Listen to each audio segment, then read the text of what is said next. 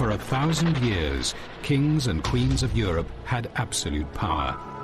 But absolute power corrupts absolutely. Greed, revenge, sex, madness, witchcraft, murder. Every monarch had their royal secrets.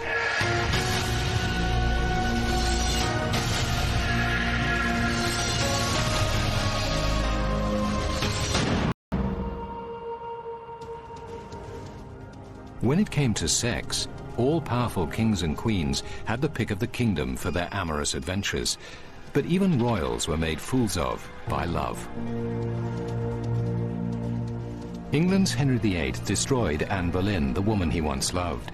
Prince George and Princess Caroline were a public tragicomedy, and French King Louis XV paid the ultimate price for his wandering eye.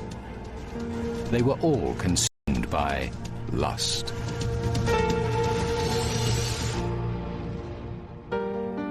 Henry VIII's passionate pursuit of Anne Boleyn is one of the great romantic tragedies. In the end, history was changed and Anne paid the ultimate price for her love.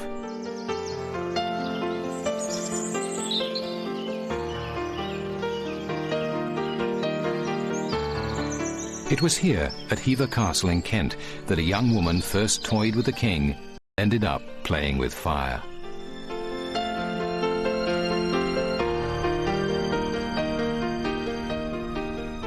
In the early 1500s, this perfectly preserved Tudor mansion was home to two little girls, Mary and Anne Boleyn, and their father Sir Thomas. Anne was the younger, a determined girl who would grow up to be an ambitious and clever young woman. Her less disciplined older sister Mary was uninhibited and out for a good time. Sir Thomas, whose grandfather went from humble beginnings to become a wealthy Lord Mayor of London, was a social climber who wanted to move his family even further up the social ladder. He was determined to see his children enter the royal court and rub shoulders with the most powerful people in the land.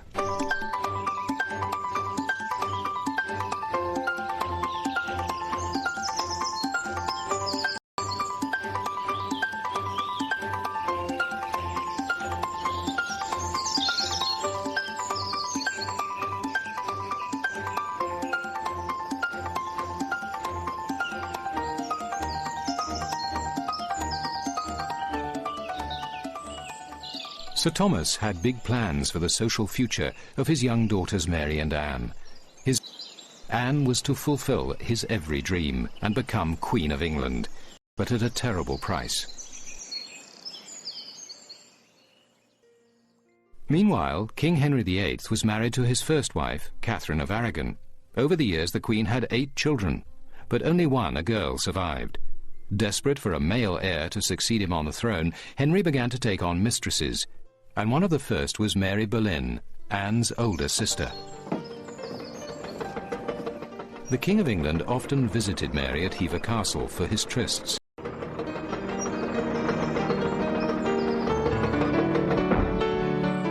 But in 1525, Henry VIII laid eyes on her 25-year-old sister, Anne.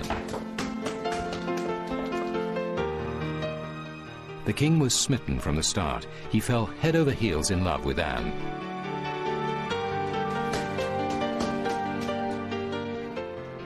Though no great beauty, Anne was said to have eyes which could entrap and bewitch. Used to having his way with women, the king moved quickly to capture Anne and count her as his latest conquest. But Anne was no easy prey and played hard to get. The game of love was joined. To bring her closer to him, Henry appointed Anne maid of honor to Queen Catherine. Anne's calculated response was a provocative promise of delights to come. Love letters between Henry and Anne still exist and show the chase was not going to be easy.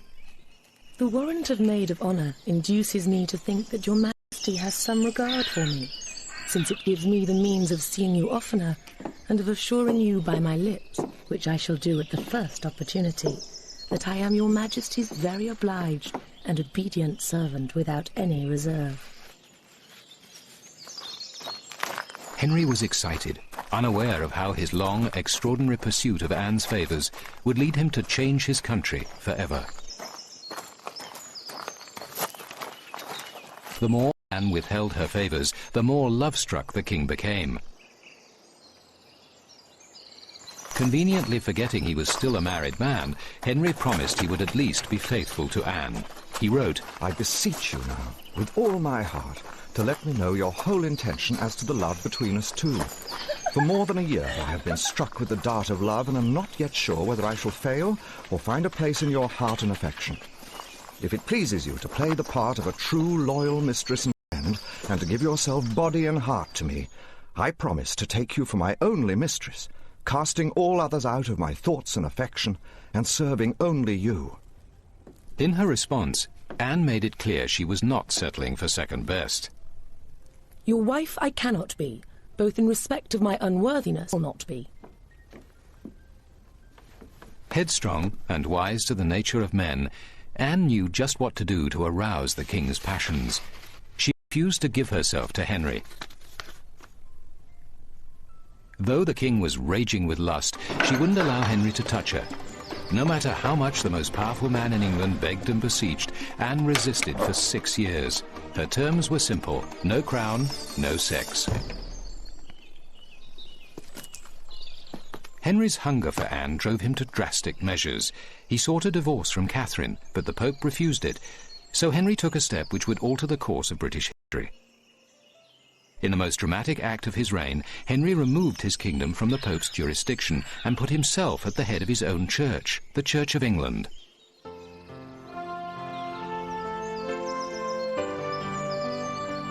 And the king's first act was to grant himself a divorce from his queen. A free man at last, Henry gained access to Anne Boleyn's bed. To satisfy his lust, Henry had moved history. Henry married Anne in January 1533, when she was already carrying the king's child. The baby was born in September, but it was a girl named Elizabeth.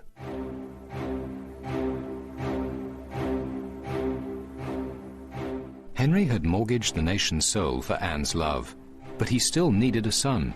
The new queen suffered 2 miscarriages and a stillborn child. Her failure to bear him a boy now reminded Henry of his royal obligation to produce a male heir. The king's romance with Anne cooled, and he consoled himself with the company of a new woman, Lady Jane Seymour. As he had done to his ex-wife Catherine, he appointed his new romantic interest as maid of honour to Anne.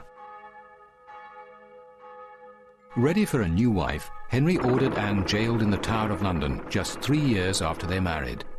She was then sentenced to death on trumped-up charges of adultery and treason. Anne Boleyn, Queen of England, remained proudly defiant to the end, as she wrote to her husband during her last days. "Let not your grace ever imagine that your poor wife will ever be brought to acknowledge a fault. Never a prince had wife more loyal in all duty and in all affection you ever found in Anne Boleyn. I see now that the ground of my preferment lay on no surer foundation than your grace's fancy, and the least alteration was sufficient to draw fancy to some other subject from my doleful prison in the Tower. Your most loyal and ever faithful wife, Anne." Henry granted his wife a final favour, knowing English execution. At 9 in the morning on May 19, 1536, the Frenchman severed her head with a single blow and held it up to the crowd. Her lips and eyes were seen to move as the crowd, in search of souvenirs, surged forward to dip handkerchiefs in Anne Boleyn's blood. The same day Anne was beheaded, Henry received permission from his hand-picked archbishop to marry Anne's maid of honour, Jane Seymour. He continued his quest for a male heir through 3 more marriages, but sired only one sickly boy who died at 16. Anne's father, Sir Thomas, died 2 years later, never knowing that Anne's child, his own granddaughter, would become one of England's greatest monarchs, Queen Elizabeth I.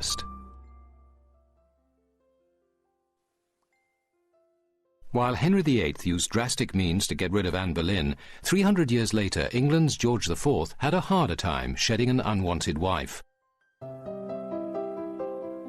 His troubles began while he was still Prince of Wales. Young George was a charmless prince, a heavy drinker and a gambler, particularly fond of horse racing. He consistently lost huge sums, owing debt equivalent today to tens of millions of dollars. He constructed huge luxury housing for the rich, like these mansions in London's Regent's Park. It was here the prince threw wild parties for his friends, dancing and drinking until dawn.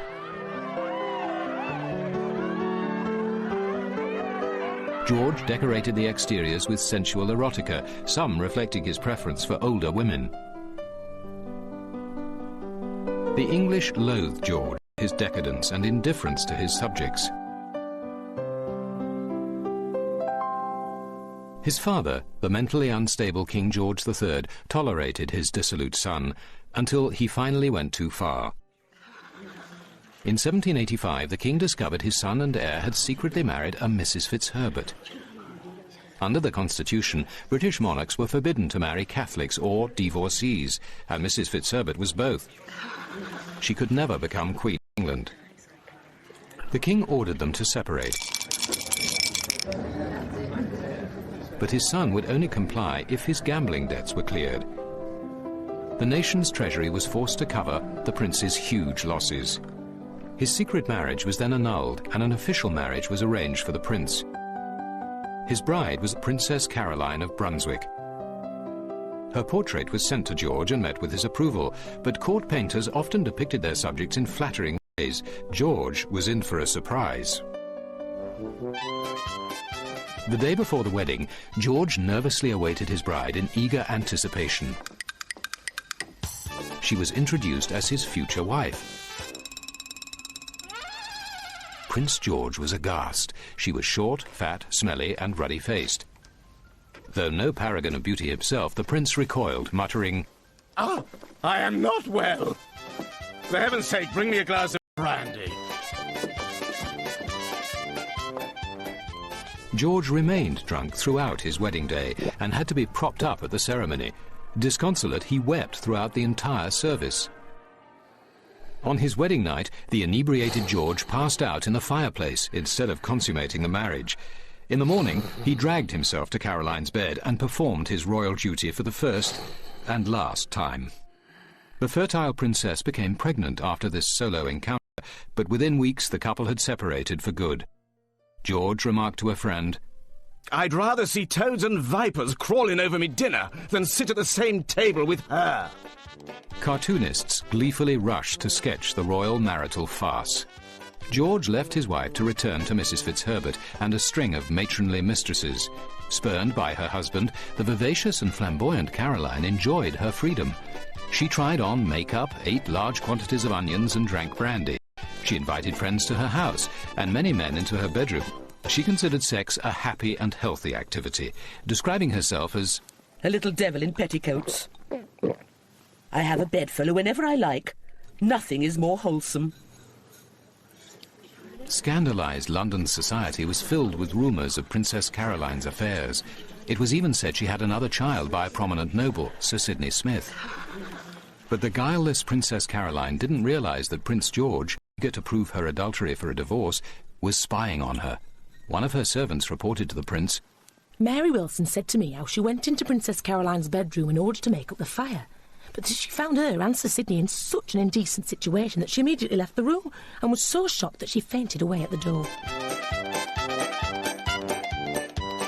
The prince's evidence was hearsay, and a special commission found it unconvincing, but vicious court gossip forced Caroline to leave England for an extended tour of Europe. During her visit to Italy, the irrepressible Caroline rode through the streets of Milan in a pink feathered hat and a dress which showed off her ample posterior and stout legs. There, Caroline met her true love, a handsome but penniless Italian adventurer named Bartolomeo Pergami. They travelled together through Europe, making no attempt to disguise their intimacy. 6 years later, Caroline learned that King George III had died, and her husband had George offered her a king's ransom of more than $2 million a year to stay away, but Caroline refused to be bought off and went back to England. Desperate to get a divorce, George launched an official investigation into Caroline's love life. An English naval officer reported that Caroline switched cabins to be next to her lover. An Italian servant testified she made regular visits to her lover's bedroom and that he saw them kiss in public and bathe together in private. Caroline's cook claimed to have caught the couple on a sofa in the throes of love. But tenacious Caroline fought for her position as queen. She hired a tough defense lawyer who publicly hinted at the hypocritical king's own adulterous affair and cowed the witnesses. One witness replied, "I do not remember," 87 times. The divorce failed, so in spiteful revenge, George refused to let Caroline attend his coronation. Though a sympathetic public sided with her, the humiliated Caroline lost her will to fight. A few weeks after the coronation, Princess Caroline, a king's wife but never a queen, died from a blockage of the bowel. She had become a victim of love and social hypocrisy, leaving the equally adulterous king to receive a dispensation to finally remarry his old love, Mrs. Fitzherbert.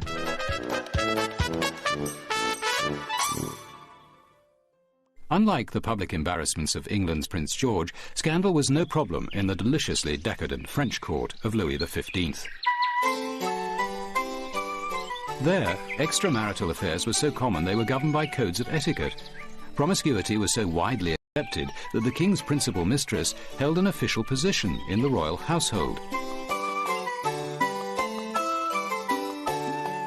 Louis's grandfather, Sun King Louis XIV, left advice about a monarch's love life.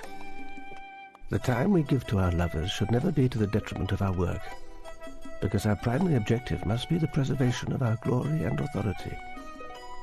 When you lose your heart, you must remain in full control of your senses. Keep the caresses of your lovers separate from the responsibilities of kingship. The young king ignored his grandfather's instructions, and in the end he paid a terrible price for a life devoted to sexual debauchery. Louis XV, whose reign spanned much of the 1700s, was a sexually voracious monarch.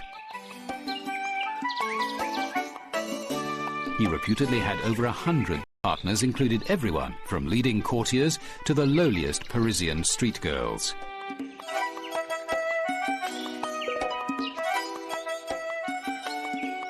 Even at state functions, Louis would spot an attractive underage girl in the crowd and order her parents to preserve her virginity for him until she matured.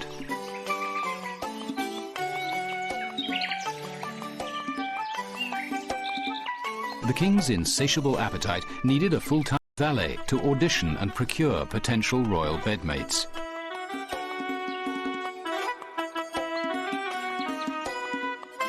The job was performed by a Monsieur Lebel, whose title was valet de chambre, the official bedchamber attendant.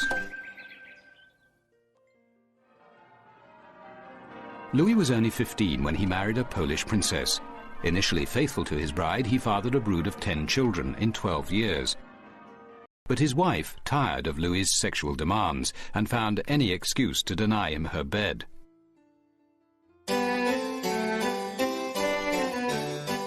Embarking on a hedonistic lifestyle, Louis was so busy with an endless string of mistresses and lovers, he suspended the official public ritual of retiring to bed to have more intimate time with his conquests.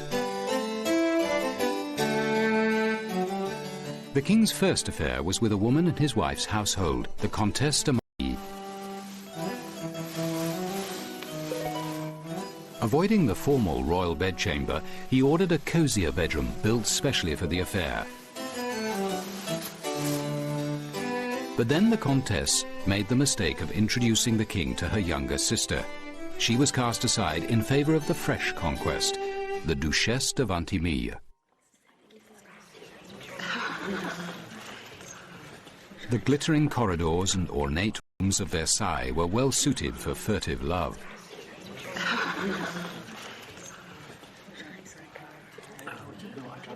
Louis's most famous affair was with a 24-year-old commoner named Jeanne Antoinette Poisson.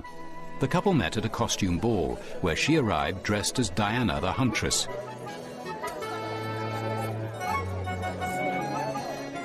The king was not easily recognized. He and his friends came disguised as yew trees and resembled a veritable forest. Meeting Jeanne Antoinette again, a few days later, Louis was smitten and moved her into an apartment in Versailles that connected to his bedroom by a secret staircase.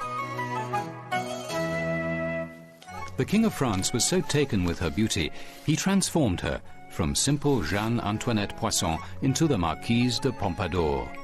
A major role in formulating foreign affairs. The parade of official mistresses failed to satiate the king, who simultaneously bedded a string of prostitutes and one-night stands.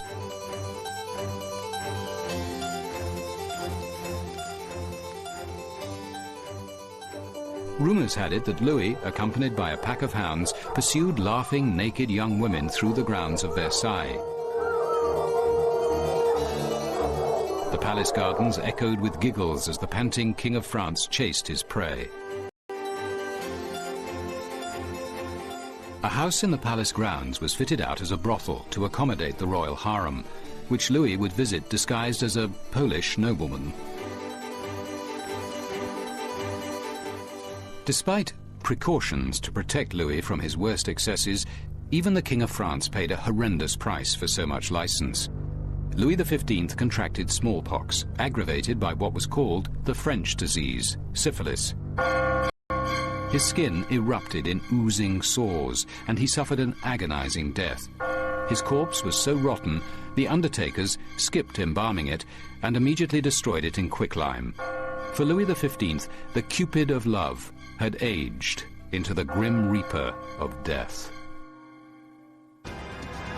Henry VIII and Anne Boleyn, Prince George and Princess Caroline, French King Louis XV with his countless lovers, all were star-crossed royals.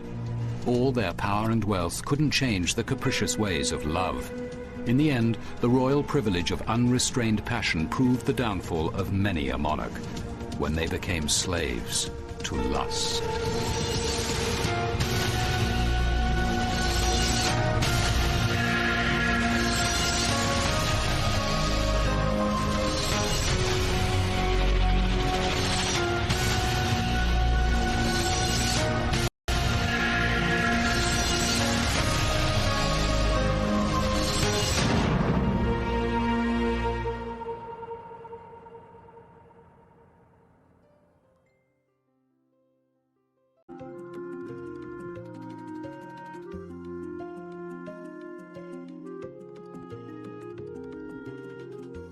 The story of the kings and queens of England is more surprising than you might think.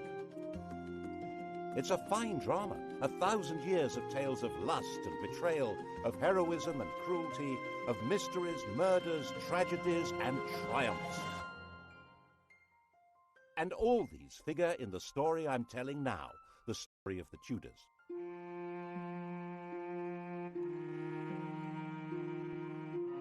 Above all, though, the story of this great dynasty of rulers is a tale of passionate love affairs and what happens when love and high politics collide.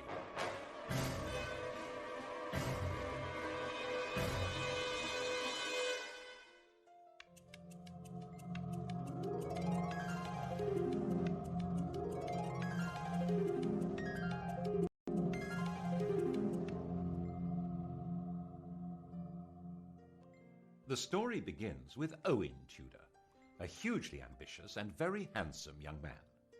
His father was an outlaw hiding out in the Welsh hills, but Owen managed to get employed as a servant in the household of the infant Henry VI. Now, this household was run by Henry's mother, Queen Catherine de Valois, a very sexy widow, who fell for Owen completely.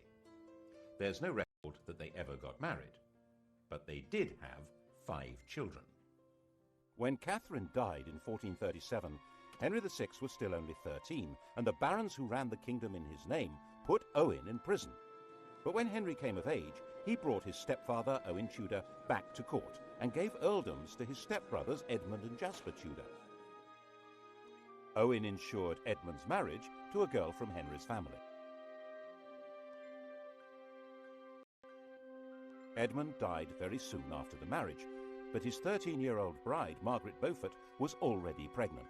Their son was born at Pembroke Castle. He was named after the king, Henry Tudor. And Owen had a grandson with a blood connection to the House of Lancaster, the family of the king. They weren't actually the legitimate line. Henry of Lancaster, Henry Bolingbroke, had deposed his cousin Richard II in 1399 to become Henry IV. The thrones of his son and grandson, Henry V and VI, rested on that shaky foundation, which crumbled in the Wars of the Roses when the true heirs to the throne, the House of York, began to battle for their inheritance. Owen Tudor stood squarely with the Henrys, the Lancastrians. That, after all, was where he had invested all his hopes. Kiss in Hereford Marketplace. He was the last Tudor to lose his head. But as we all know, the Tudors would take up this approach to problem solving themselves, you might say, with a vengeance.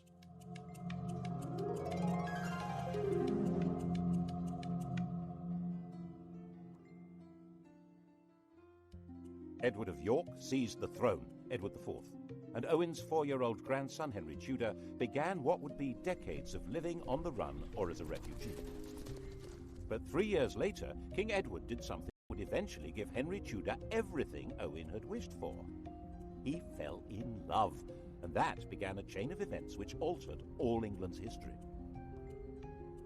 When Edward was about 20, he was waylaid by an attractive widow of about 25 who was trying to recover her late husband's property.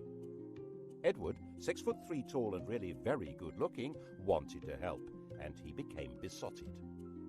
It seems she persuaded him to secretly enter into a contract to marry her. Her name was Eleanor Butler. About a year later, in 1464, another attractive widow, 26 years old, pulled the same stunt, and Edward did it again. Unbelievable!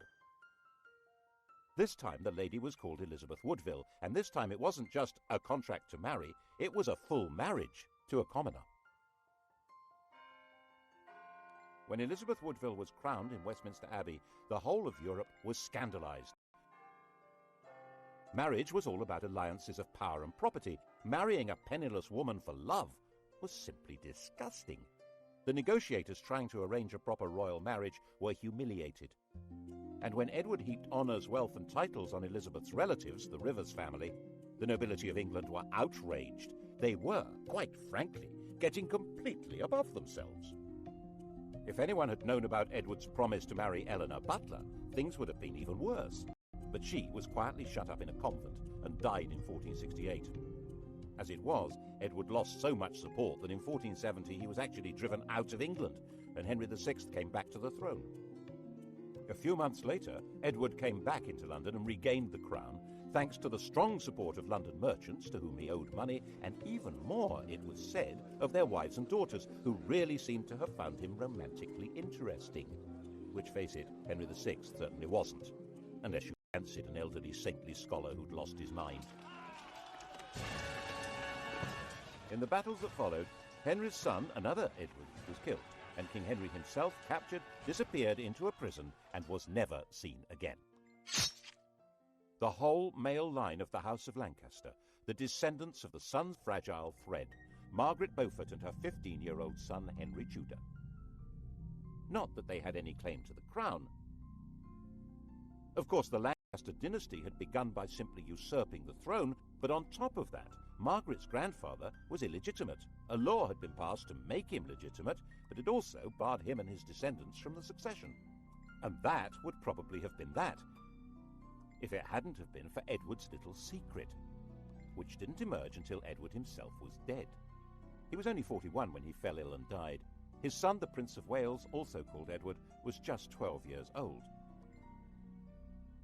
Everyone refers to this young man as Edward V, but he was never crowned.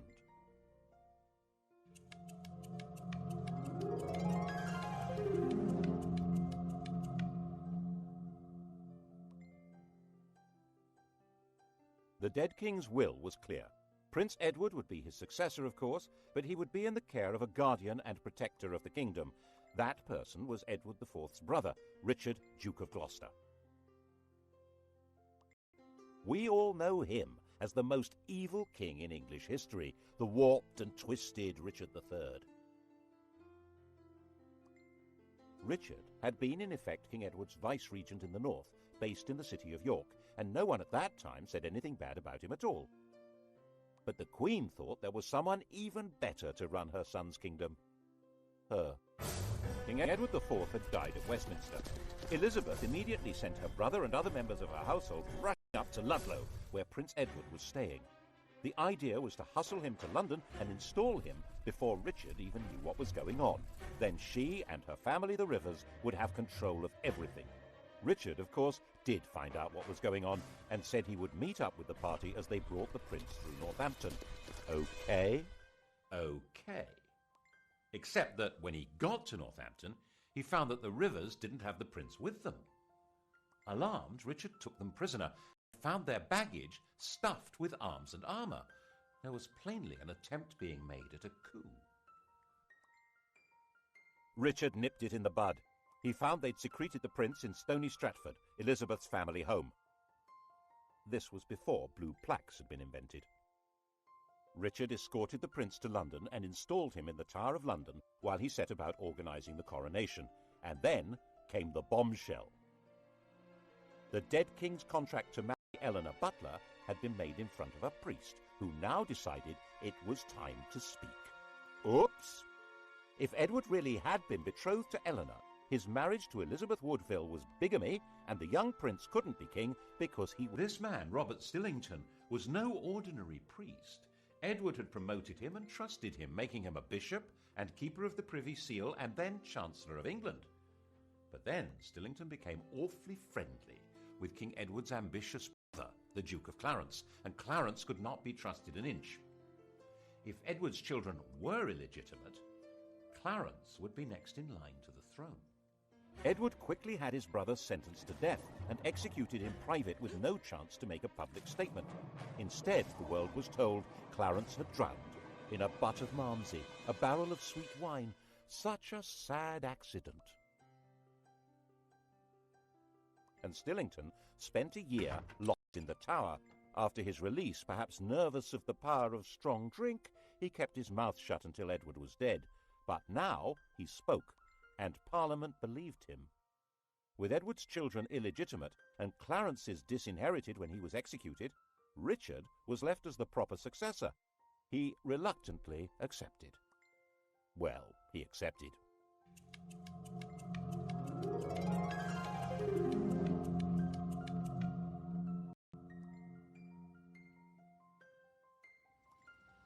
And the Tower of London changed from the Prince of Wales's palace into his prison. He shared it with his brother. Neither was ever seen again. Did Richard have them killed? No one knows, but later the evidence was going to be shaped as far as possible to make him guilty. He's been said to have personally killed Henry VI and Henry's son, whose widow he married, and done the dirty deed with Clarence and the Malmsey, quite apart from the murder of the princes in the Tower. The picture of Richard that's come down to us, the hunchbacked, sinister and ruthless tyrant, is a caricature painted after he'd been deposed and immortalised by the Tudors' greatest propagandist, William Shakespeare. One of the buildings inside the Tower of London was even given the name the Bloody Tower to associate it with Richard's foul murder of the princes, though they almost certainly were in a different building anyway. He'd certainly been a popular figure in the north of England, where his brother had charged him with healing the divisions of the Wars of the Roses, but it only took 4 months for a rebellion to emerge against him. The rival candidate was, of course, the boy across the water, now not such a boy, Henry Tudor. The House of York was now as extinct as the House of Lancaster. Henry Tudor was all there was for disappointed Yorkists as well as Lancastrians. And there were plenty of disappointed Yorkists.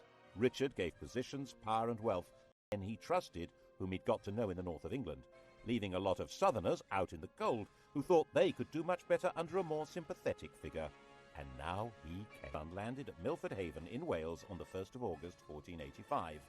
3 weeks later, when he came to do battle at Bosworth, his force had grown by just 3,000 men. Richard came to the battlefield as rightful King of England. Before the battle began, he held a coronation ceremony, restating his right of true succession to the crown. a right which Henry Tudor did not possess at all. Actually, given the fact that his family was specifically barred from the succession, he had pretty much less claim than anyone else there. But that's not how things were working out. Richard III was the last English king to die on a battle. The crown of England was found lying under a bush at the end of the Battle of Bosworth and placed on Henry Tudor's head. And Henry understood how you rule England.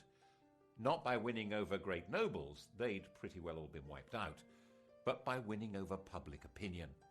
The pen is mightier than the sword, especially when it tells the story of what happened.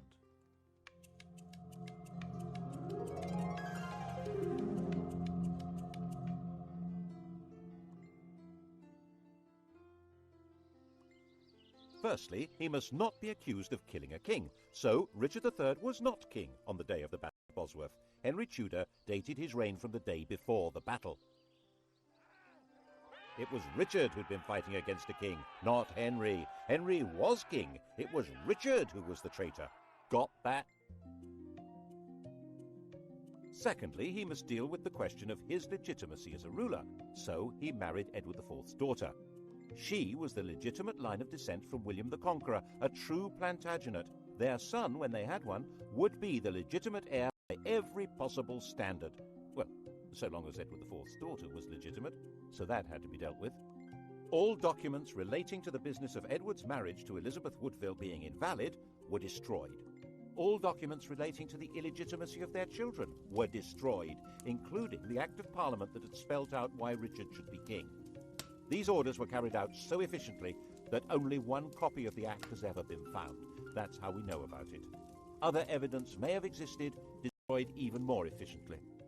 And if the children were not illegitimate, then of course Prince Edward had been the true King of England, and Richard was a regicide. What a villain! Assuming, of course, that Richard had been responsible for the boy's death. Well, he couldn't be alive, because if he were, he, and not Henry Tudor, would be the rightful king. There are some nasty people who suspect that if the princes in the Tower were still alive before the Battle of Bosworth, Henry would have disappeared them. Richard III became the Saddam Hussein of Tudor propaganda.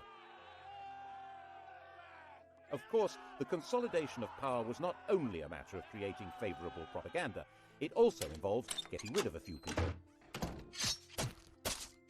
Clarence, for example, the Malmsey drowner, had a young son, the Earl of Warwick, a nephew of both Edward IV and Richard III. He had been barred from the succession, but so had the man now on the throne, so there was no security in that. He went straight into prison in the Tower of London. But then a priest in Ireland suddenly produced a 10-year-old boy who he said was the rescued Earl.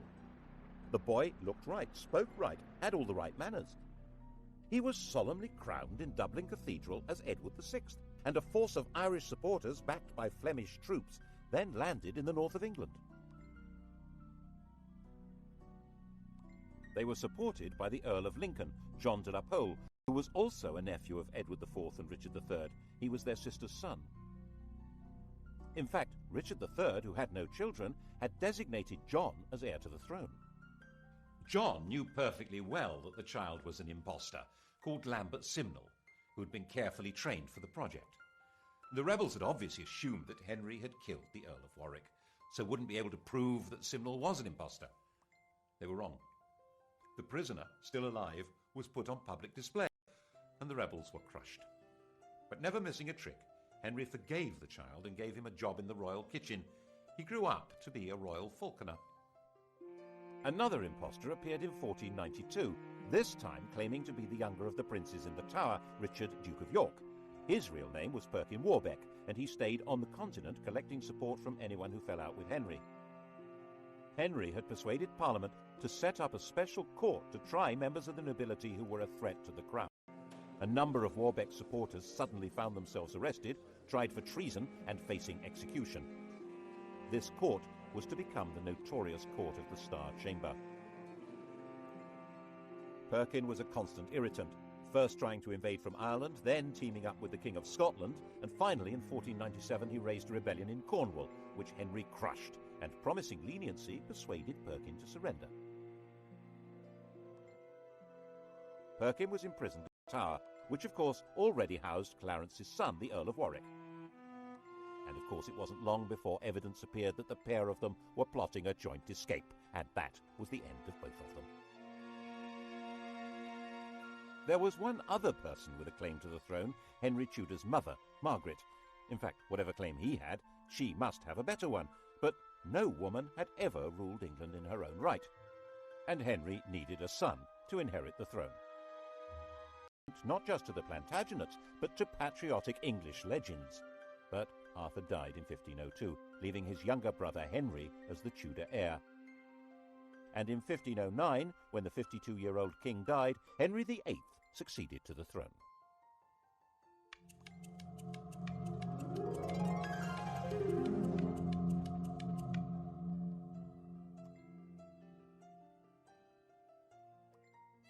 He was the perfect king, a king out of the storybooks. He was 17 years old, extremely well-educated, extremely good-looking, with polished manners and the style and physique of an athlete. He also had an unchallengeable claim to the crown, and to secure the succession, Henry VIII married the woman to whom he'd been betrothed for 7 years, Catherine of Aragon, his dead brother's widow. The Spanish worried that this was against church rules, and so the Pope granted a dispensation. In fact, this was all rubbish. While the Bible specifically forbids a man from sleeping with his brother's wife, it actually insists that he must marry his brother's widow. Anyhow, 2 years later, Catherine gave birth to a son, but the infant soon died. So did the next. In fact, the marriage only produced one child that lived, a girl called Mary. Henry was effectively all-powerful. There were no great barons anymore in England, and his father had left a well-stocked treasury. Parliament consisted to a large extent of men who depended one way or another on royal favour, and the countryside was controlled by justices of the peace who served the government. You can see the change in the very nature of power from the home of Henry's Chancellor. 50 years earlier, Edward IV's Chancellor had been a Neville, the son of the Earl of Salisbury. In those days, an Englishman's home had been his castle. Middleton Castle, actually. It was his father's home, and that great lord had also been Chancellor. Independently powerful men, based in a mighty fortified palace. But under the Tudors, the great power of the Nevilles had been broken. Middleton Castle was in the hands of the king. When Henry VIII's Chancellor Wolsey built himself a home, it certainly wasn't a castle. It was this magnificent palace, Hampton Court. Glass windows instead of arrow slits and chimneys instead of crenellations. No one needed a fortified house under the protection of a great king, and it was all at Henry's pleasure. If Wolsey didn't deliver what the king wanted, he was entirely dispensable, and that, of course, is what happened.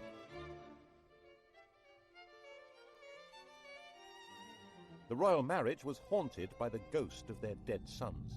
By the end of the 1520s, Catherine was in her late 40s, had stopped getting pregnant, and there was still no male heir, just a daughter, and England had never been ruled by a woman. Henry determined a baby boy. The bride in question, Anne Boleyn, was already well installed in Henry's life. Henry, who'd already enjoyed her sister as his mistress, had wooed Anne with enthusiasm. He married her in 1533. Her coronation didn't seem to impress Londoners. Their entwined initials on the banners produced shouts of, "Ha ha!" She was visibly pregnant and gave birth to a child. Drat! Another girl. She was named Elizabeth, and little Mary was declared illegitimate. The legality of this marriage must be sorted out before her next baby. That was Wolsey's job. He had to persuade the Pope that his predecessor should never have allowed the marriage to Catherine.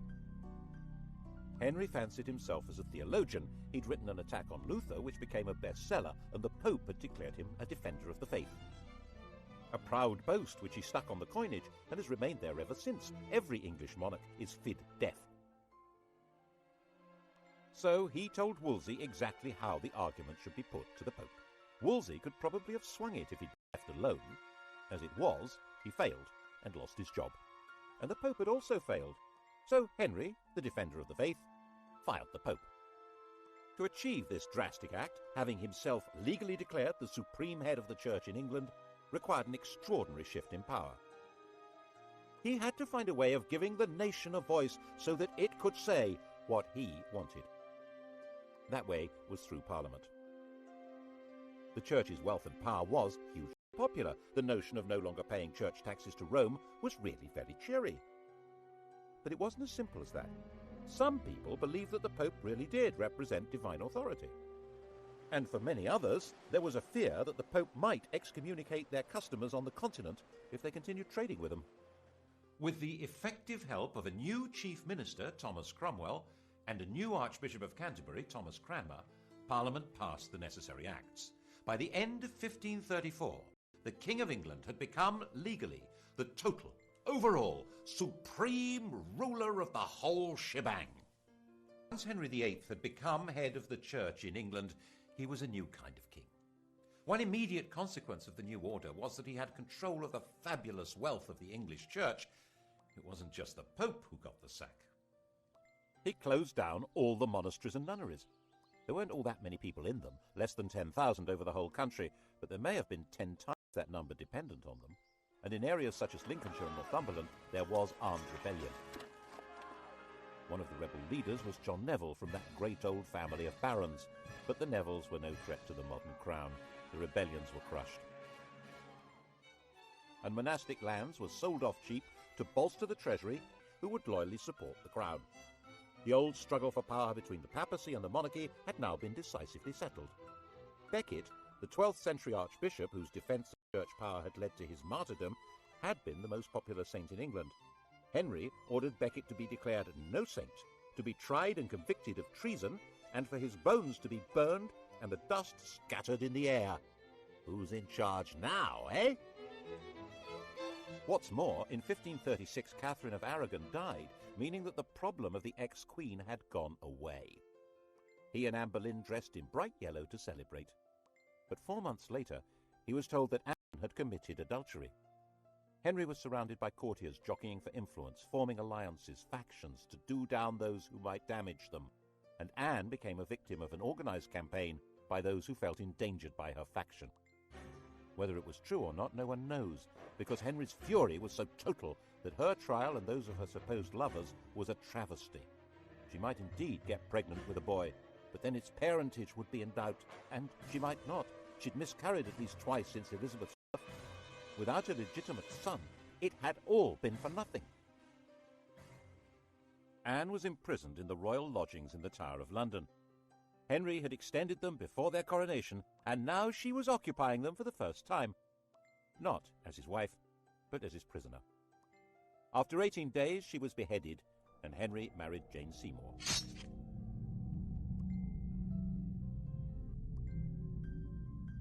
England after the death of Anne Boleyn was a kingdom like no other.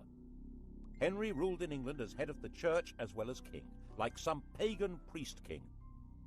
He was the judge of heresy as well as crime. He held the keys to heaven as well as to earthly promotion. That chap in the Vatican was now just referred to as the Bishop of Rome. To even think the wrong thoughts in this kingdom could be treason. That was how the new Chancellor, Thomas More, found himself imprisoned in the bell tower of the Tower of London. Not for what he did, or even what he said, but for thinking that the king should not be head of the church. He was publicly executed on Tower Hill. Henry was terrifying, magnificent, generous, dangerous, and in most people's eyes, the best king England had seen in a very long time. And Jane had a son, Edward. Sadly, she died in childbirth, but the throne was safe. His only problem was abroad, and by 1539 it did begin to look as though the Bishop of Rome might be lining up some muscle against him. But there were now well-established and powerful Protestant princes in Germany, and on the fine old principle that my enemy's enemy is my friend, the defender of the faith, intellectual scourge of the Lutherans, had married one. Actually, neither of them was much interested in theology, or in each other. Henry, now fat, with an ulcerating leg and a vicious temper, thought his 23-year-old wife was plain silly and lacking in all the graces. He called her a Flanders mare, and they both quickly agreed the marriage was a terrible mistake. Fortunately, it was soon discovered that she had a pre-contract of marriage with someone else, and so there never had been a valid marriage to Henry. The only casualty was Thomas Cromwell, who'd set the whole thing up, and who now went to the block. Well, him and one of Anne's ladies-in-waiting, Catherine Howard, destruction began when Moors ended. She was a kind of well-connected Monica Lewinsky figure, a teenager with sex on her mind who wanted to seduce the most powerful man around. And he fell for her and married her. And when she carried on being sexy and had sex with other men, he flew into another tempestuous rage and had her beheaded. Her lovers' heads were mounted on London Bridge. Henry then decided to marry John Neville's widow, Catherine Parr. She was extremely nervous, but had no choice. She worked hard at trying to keep Henry's temper in check, moderating his ferocity towards people he thought were traitors or heretics, and persuading him to acknowledge Mary and Elizabeth as his legitimate children. His death 4 years later in 1547 was obviously a huge relief.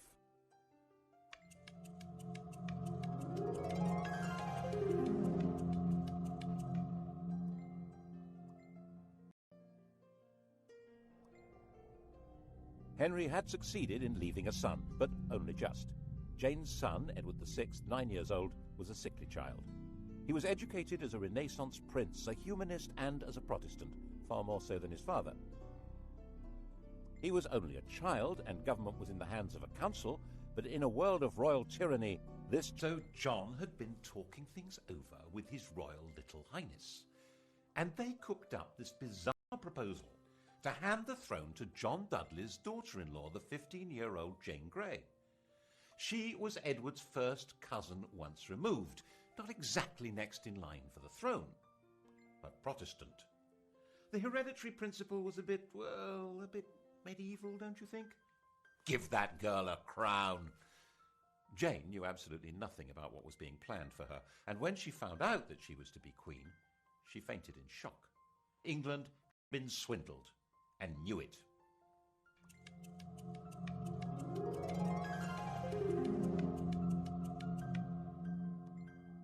Jane came to London as queen, but was she?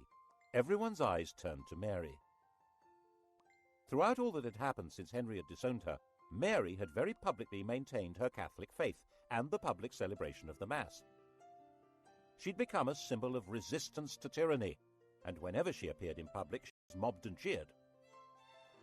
And now Mary announced that she was the proper heir to the throne, and she was going from her home in Framlington in Surrey to be crowned in London. The journey was a procession through villages and towns filled with cheering crowds. She entered London to the greatest street party the city had ever seen. The dancing, drinking and bell-ringing went on all night. After just 9 days as the first woman to rule England, Jane was placed under arrest by her own father, who was supposed to be her chief defender. She was imprisoned, and Mary felt obliged in the end to have Jane executed. It didn't help that her father joined a rebellion against Mary. But by then, 6 months after her triumph, many people were ready to rebel against Mary. The defiant woman who'd stood against tyranny was now on the tyrant's throne. The English didn't actually like the papacy, but Mary did. The English didn't like Spain, but Mary did. She married its king, Philip II. And the English didn't like being forced to subscribe to religious beliefs on pain of death. Mary had 277 people burned alive because of their religious opinions. Bloody Mary. Unable to have children, a bitter invalid, England's second queen died in 1558, 42 years old, the most detested ruler in all England's history.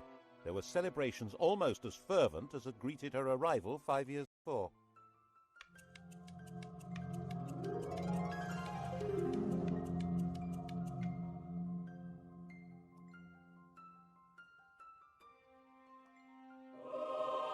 Her sister Elizabeth came to sit in that terrible seat and be crowned by the grace of God Queen of England, France and Ireland, defender of the faith and supreme head of the Church of England and Ireland, even though there was not a single yard of French soil actually ruled by England.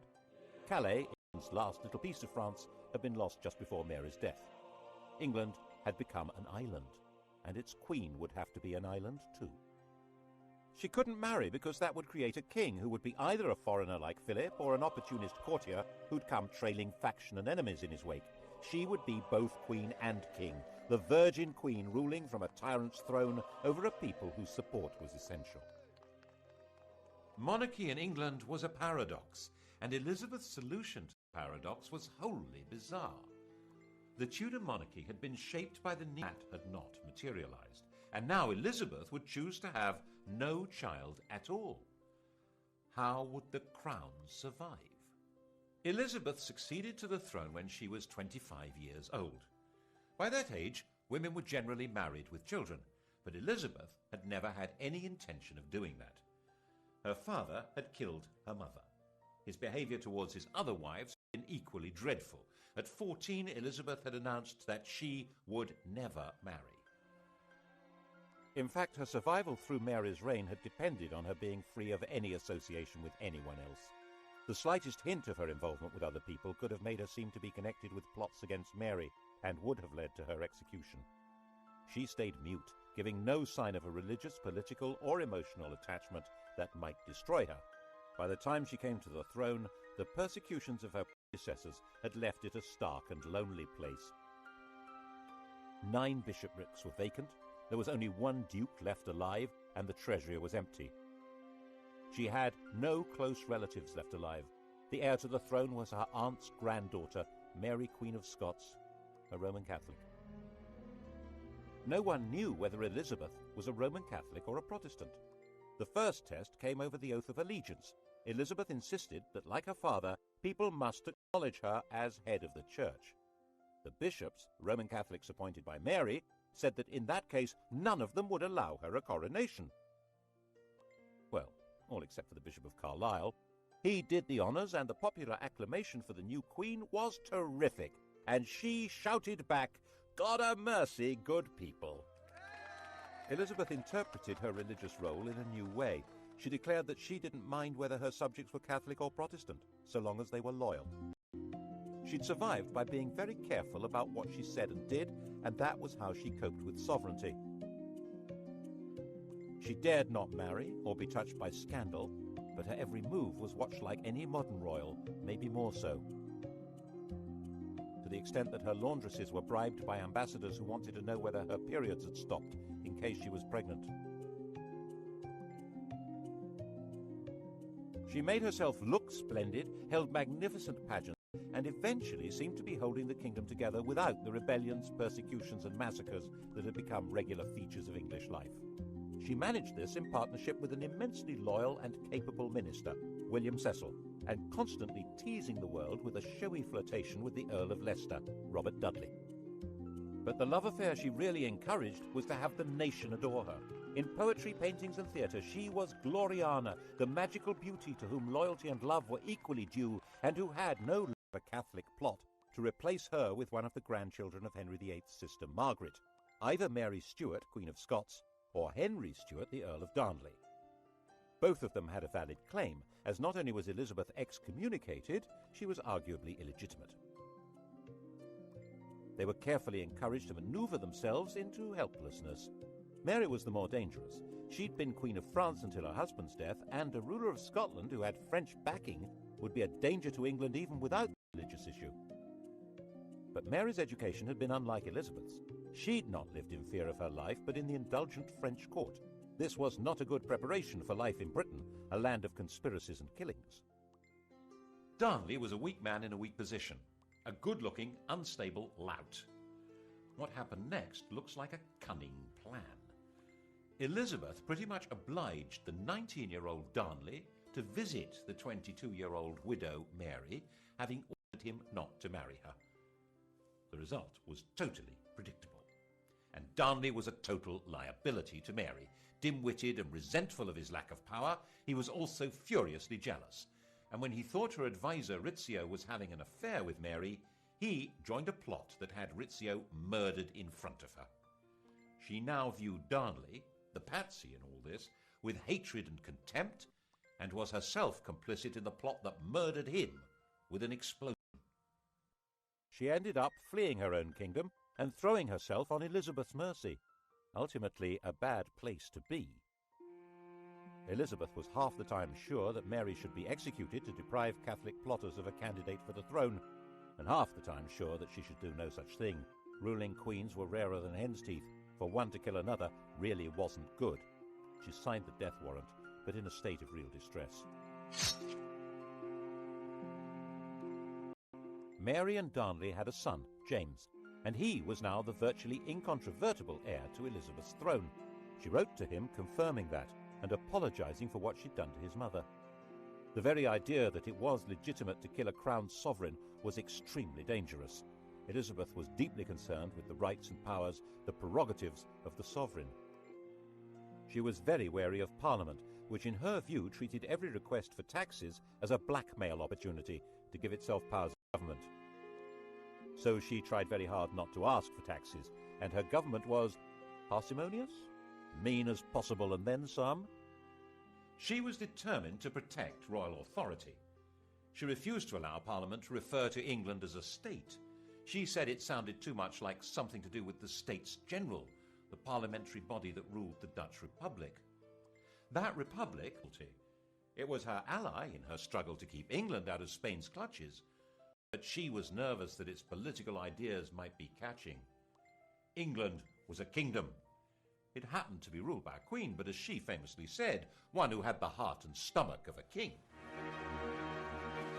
Of course, Elizabeth's greatest moment was when she managed to see off the Spanish Armada, when Philip II, by far the most powerful ruler in the world, assembled a vast fleet to collect an invasion army from the Low Countries and bring England back into the Roman Catholic Church. The English fleet, genuinely patriotic, genuinely daring, skillfully harried the Armada to prevent it finding a safe anchorage where it could make contact with the landing force.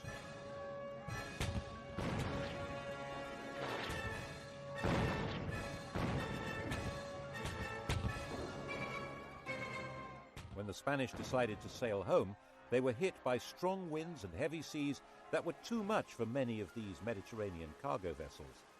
So far as the English and the Dutch were concerned, God had blown them away. Philip himself saw it as a baffling defeat that meant God was not on his side. But Elizabeth was still not prepared to ask Parliament for the money to pay her victorious sailors' wages. They were not due to be paid until they came ashore, so their queen left them rotting at anchor. And when messengers came to court to plead for the starving men who'd saved England, they arrived in the middle of extravagant celebrations of the victory and were turned away. Elizabeth died, the grandest of all England's rulers, in 1603. Her successor was Mary's son, James Stuart, already ruler of Scotland. He had inherited glory, but with it an empty treasury and an isolated kingdom. In the next programme, we'll see what the Stuarts did with this poisoned chalice.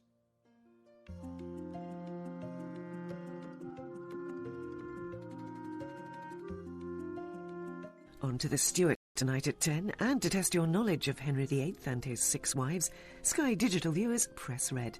Coming up on UK TV history, decisive weapons at Agincourt and in the Falklands, the longbow and the Harrier jet.